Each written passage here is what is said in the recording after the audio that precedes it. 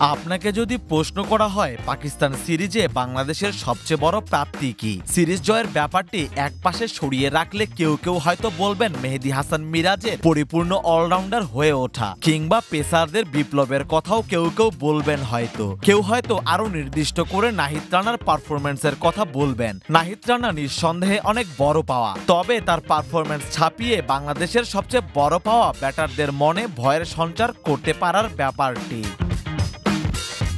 দ্বিতীয় টেস্টের পাকিস্তানের দ্বিতীয় ইনিংসের কথা, দৌড়ে প্রায় বোলিং ক্রিজের কাছাকাছি চলে এসেছিলেন নাহিদ রানা। এ সময় হুট করেই স্ট্রাইক থেকে সরে যান ব্যাটার মোহাম্মদ রিজওয়ান। এরপর কি হলো, সহজ ভঙ্গিতে পরের বলটা করলেন নাহিদ, শর্ট লেংথে পিচ করিয়ে সোজাসুজি রিজওয়ানের হেলমেটে। উইকেট নয়, পাকিস্তান সিরিজে তার বোলিংয়ের সবচেয়ে বড় বিজ্ঞাপন এটি। এই পেসার কয় উইকেট পেয়েছেন, কখন কাকে আউট করেছেন, স্কোর কার্ড ঘাটলেই বেরিয়ে আসবে সবকিছু। বাবর আজমকে দুবার আউট করেছেন, কিংবা এক স্পেলে 3 উইকেট নিয়ে ম্যাচের গতিপথ বদলে দিয়েছেন, এসব কিছুই লেখা আছে। কিন্তু যেটা লেখা নেই সেটা হলো ভয়ের গল্প। তিনি ভয় ধরিয়ে দিয়েছিলেন ব্যাটারদের মনে, 150 কিলোমিটার ছুঁইছি গতিতে বুকে কাঁপন ধরিয়ে দিয়েছিলেন। তাই তো অজান্তেই বলের লাইন থেকে শরীর সরিয়ে ফেলতেন ব্যাটাররা। আবার স্টাম্পের বাইরের বলে ব্যাট নেয়ার সুযোগ খানিকটা পেলেও পা নাড়ানোর সময় হয়ে উঠত না।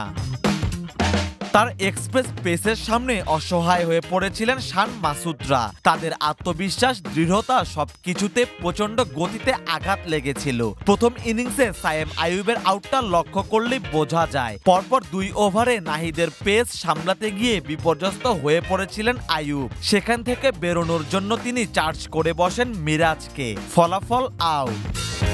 রাওয়ালপিন্ডি এক্সপ্রেসের উঠোনে দাঁড়িয়ে এক্সপ্রেস বোলিংয়ের অনন্য প্রদর্শনী দেখিয়েছেন এই ডানহাতি। তার বোলিংয়ের ভয়ানক সুন্দর দিকটি তাড়িয়ে তাড়িয়ে উপভোগ করেছেন স্লিপে থাকা মিরাজ সাদমানরা।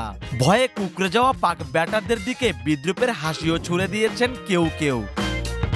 তবে সব দিন এমন হবে না। লাইন লেংথ হারিয়ে নাহিদ হয়তো কোনো ম্যাচে রান মেশিন হয়ে যাবেন প্রতিপক্ষের জন্যই, কিন্তু একটা জিনিস ধ্রুব থাকবে, তার গতির ভয় ব্যাটারদের শঙ্কিত করবে, ভুল পথে হাঁটতে বাধ্য করবে। বাংলাদেশ আজ পর্যন্ত এমন সম্পদ পায়নি, তাকে হাতছাড়া করা যাবে না। ইনজুরি যেন তাকে ছিনিয়ে নিতে না পারে সেদিকটা খেয়াল রাখতে হবে।